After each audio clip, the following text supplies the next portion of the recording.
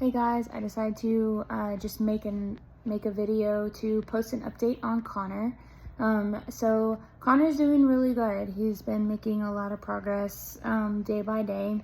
Some of the things that he's still dealing with is the sedation meds. So they have been able to wean down his drips, and so he's only on one now, which is called Precedex. He is still getting some scheduled pain and sedation meds like methadone. He's still on that. And then there's some other ones as well. And then he also has his PRN medication, so he gets certain ones just as needed to handle his withdrawals and stuff like that. Unfortunately, with him being on those kinds of medications, it can also cause side effects like causing him not to be able to pee, so he still has a catheter, or it could also cause a lot of buildup in his stomach, and so he has a sump that's brings up the acid from his stomach, and so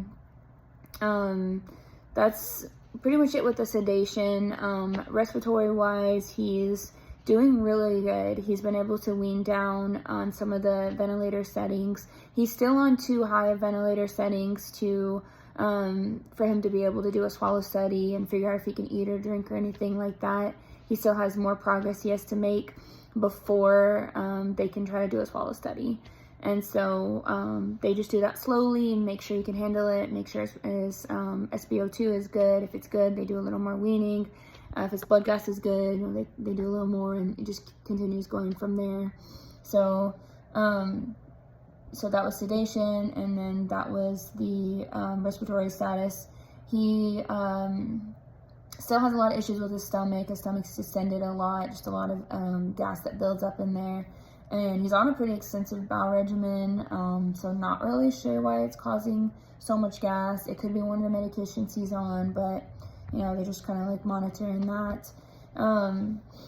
So we did ask about, going home and all that, and they said probably like another month before we'll be able to talk about him going home, because we have to have all of our trach training done. So his dad, Dalton, and I, we have to know how to change the trach, clean around the trach, respond to emergencies. We've had to learn how to bag him, so we know how to resuscitate him now, which is, I can't tell you how crazy it is that I know how to bag my own child. That is insane. Yeah, it's just shocking. But anyway, so we also have to know how to suction him, suction his trach, so we've had to learn how to do that. We have to go through first aid and CPR for kids who have trachs. So we still have more training to do before he can go home, and then he would have to have the catheter out, he would have to have the feeding tube out, he would have to be eating, drinking like normal, or he would have to have a G-tube if he can't pass the swallow studies, which we're hopeful that he will be able to pass those swallow studies. He would have to be on at-home dosages for some of these pain medications, and then he's still on, he's also on a medication for pulmonary hypertension, and he would have to be on a lower dose of that to be able to go home as well. And then his vent settings would have to be low enough to go home.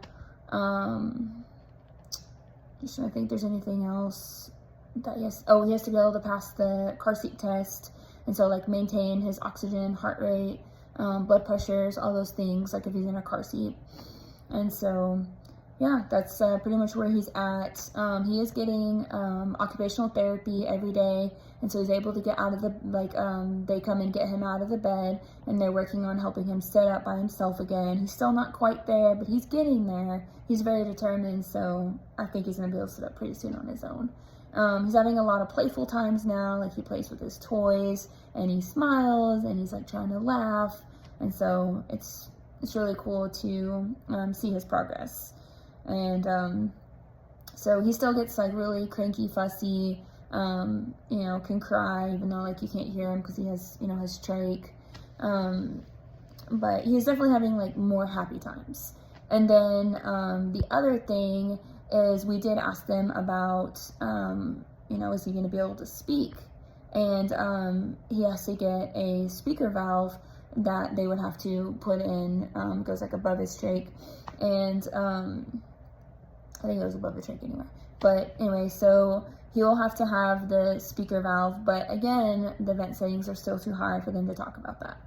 So that's where we're at, making a lot of progress. It's just little things day by day, and you know, he's just going to keep making progress, and eventually he will make enough progress that he'll be able to go home. So yeah, that's where we're at. Just want to say thanks everybody for following his journey that he's going on, and just praying for him. And I just ask that everyone just continues praying for him, because he still has a pretty long road to go, and including like when he comes home too. Like there's a lot that will happen when he comes home too. Like we'll have to have nurses again, and also just managing a medically complex child, and so, you know, that can be tough too. So again, yeah, thanks everybody for your prayers, and yeah, all right, bye guys.